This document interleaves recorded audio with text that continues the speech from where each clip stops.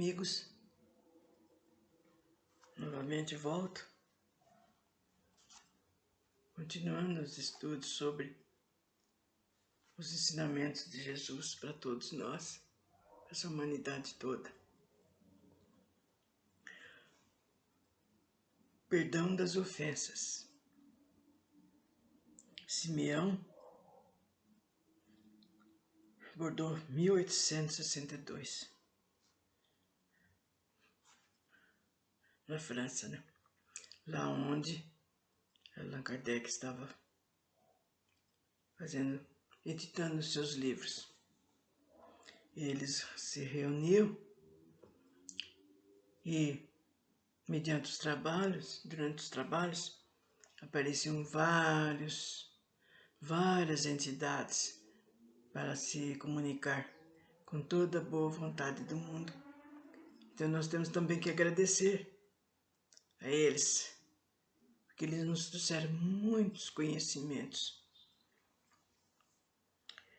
E esse espírito, ele vai falar sobre o perdão das ofensas. Quantas vezes perdoarei ao meu irmão? Deveis perdoar-lhes, não 7 vezes, mas sim 77 vezes. Eis aí dos ensinamentos de Jesus que mais deve marcar a nossa inteligência e falar mais diretamente ao vosso coração. Jesus, o justo por excelência, responde a Pedro: tu perdoarás, mas sem limites. Perdoarás, ainda que a ofensa te seja feita muitas vezes. Ensinarás aos teus irmãos o esquecimento de si mesmo, que os torna invulnerável, e às agressões, aos maus procedimentos e às injúrias. Serás doce e humilde de coração, nunca medindo a tua mansidão e brandura. Farás, enfim, o que deseja que o Pai Celestial faça por ti. Não tem Ele perdoado sempre? Acaso quantas inúmeras vezes em que seu perdão a Deus vem apagar as tuas faltas? Prestai atenção à resposta de Jesus e, como Pedro, aplicai-as a vós mesmo. Perdoai, usai de indulgência, sede caridosos, generosos, isto é, prodígio no vosso amor. Dai e o Senhor restituirá. Perdoai e o Senhor vos perdoará. Abaixai-vos e o Senhor vos reerguerá.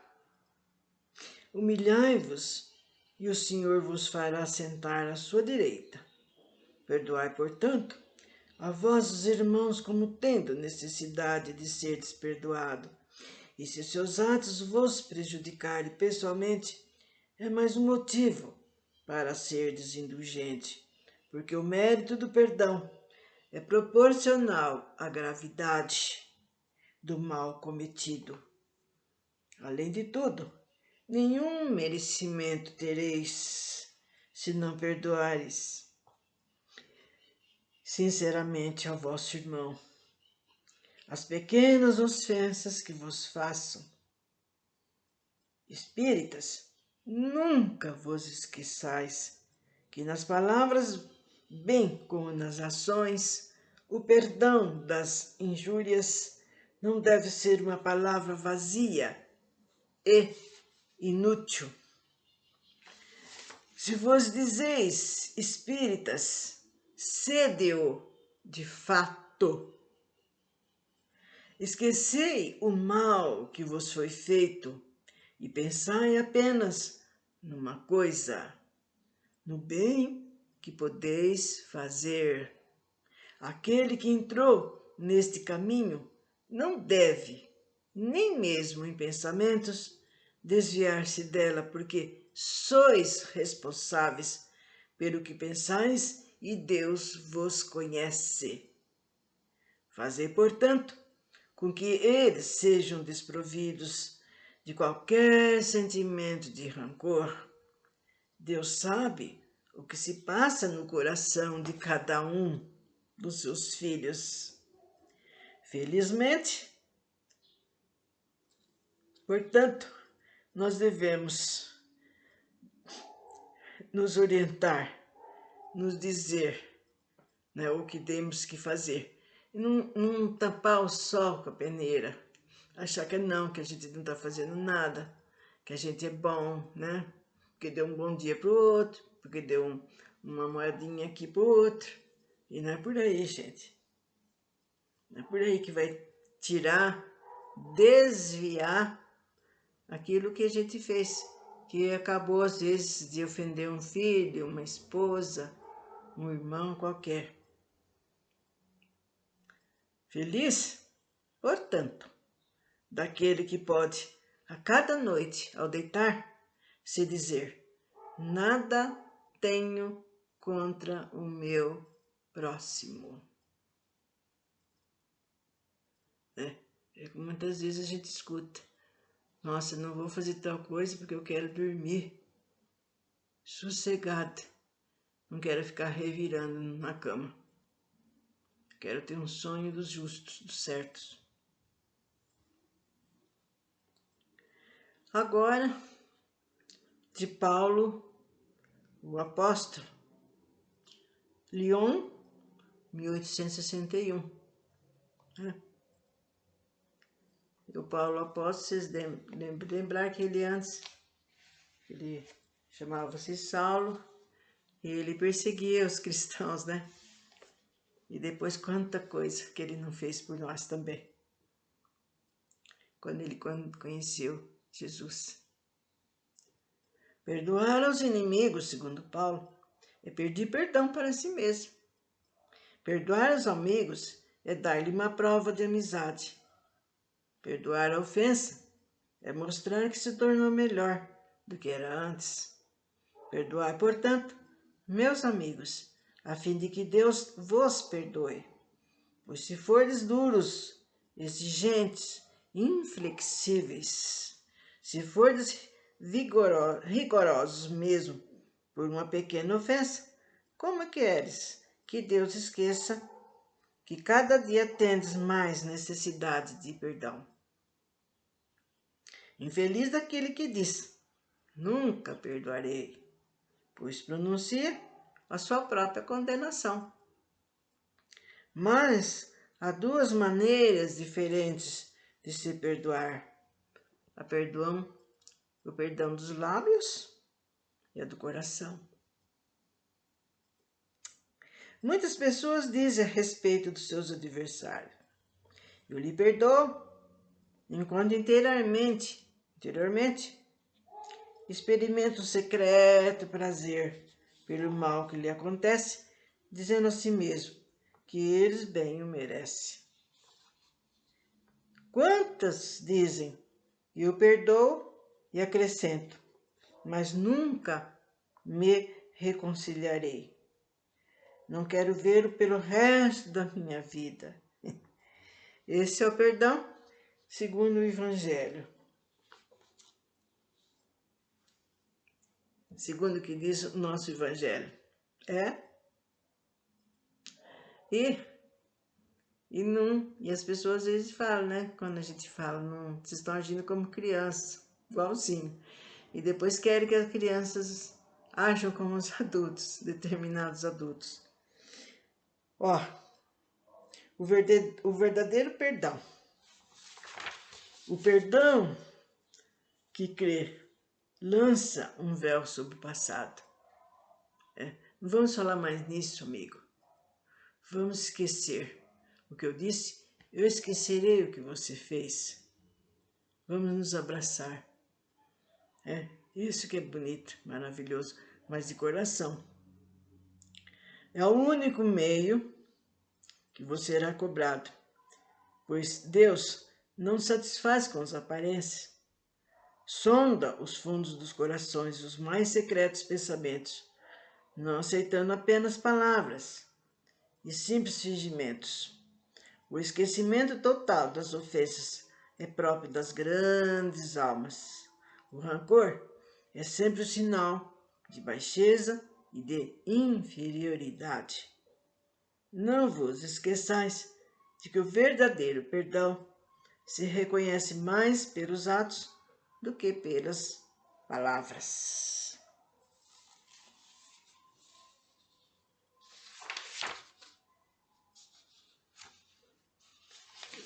Bom, vocês estão vendo quanta insistência, quanto que os dois falaram para nós sobre esse perdão. Vamos fazer isso, gente. A gente não sabe se amanhã a gente está aqui. Vocês jovens tiveram alguma desavença com o pai? Ou o pai falou que não devia ter falado pro filho, né? Porque cada um, gente, de nós, não sabe o que está se passando na cuca do outro. Às vezes aquele está com um problema que não tem solução, que não tem um caminho, então ele está quebrando a cabeça, está nervoso, está irritado. E sem querer ele passa um impropério qualquer.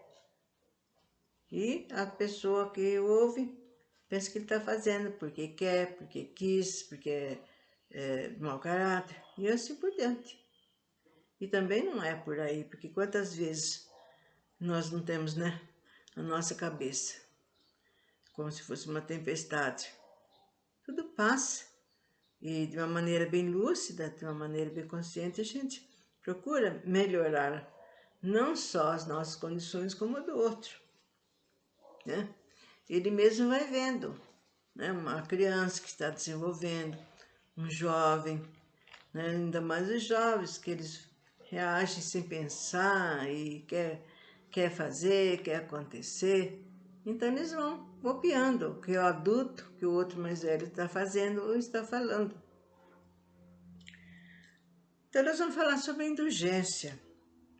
Tem um espírito com o nome de José, como espírito protetor. Ele era de espírito protetor também na França, em 1863. Sobre a indulgência, gente. Espíritas, gostaríamos hoje de vos falar sobre a indulgência, esse sentimento tão doce, tão fraternal, que todo homem deveria ter para com seus irmãos, mas que poucos praticam. A indulgência jamais vê os defeitos alheios, ou se os vê, evita falar deles e divulgá-los. Pelo contrário, ela os esconde a fim de que não sejam conhecidos. E se a malevolência os descobre, sempre tem uma desculpa pronta para amenizá-los, ou seja, uma desculpa aceitável, séria, e não daquelas que, parecendo atenuar a falta, adesce como de um modo maldoso. A indulgência nunca se interessa pelos maus atos dos outros, e menos que isso, seja prestar um serviço, exemplificando e ainda tendo cuidado de atenuá-los o quanto possível. Não faz observações ofensivas, não tem censura nos lábios, mas apenas conselhos, muitas vezes velados. Seja, portanto, severo para convosco mesmo e indulgentes para com os outros. Sede indulgentes, meus amigos, pois a indulgência encanta, acalma, reergue, enquanto a severidade discrimina distâncias e também irrita. Então, minha gente, estão falando que a gente tem que ser indulgente, né? Ter paciência, mudar o nosso comportamento como eu já falei, nossa maneira de ser, né, que não é por aí discriminando a pessoa, mostrando as ofensas, né?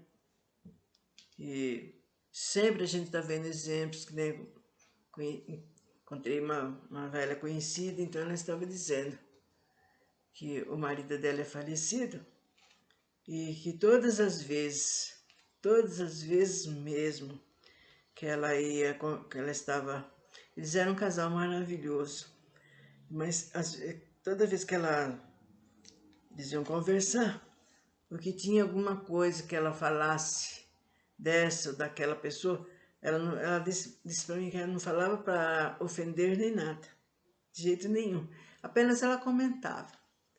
E o marido dela já, nesse mesmo momento, falava, não, meu bem, não é por aí, ela deve ter agido por tal condições, né, porque aconteceu alguma coisa, né? Então vamos achar que ela é uma pessoa muito bacana, muito bonita. Então ela conta que ele sempre foi assim. Eu faço ideia, gente, o lugar maravilhoso que essa pessoa deve estar ocupando, porque ela era indulgente com tudo mesmo, com todas as pessoas, e eu a conheci quando ele estava aqui encarnado. E é assim que a gente deve ser, para que a gente também seja feliz e ocupe um lugar bom lá no plano astral.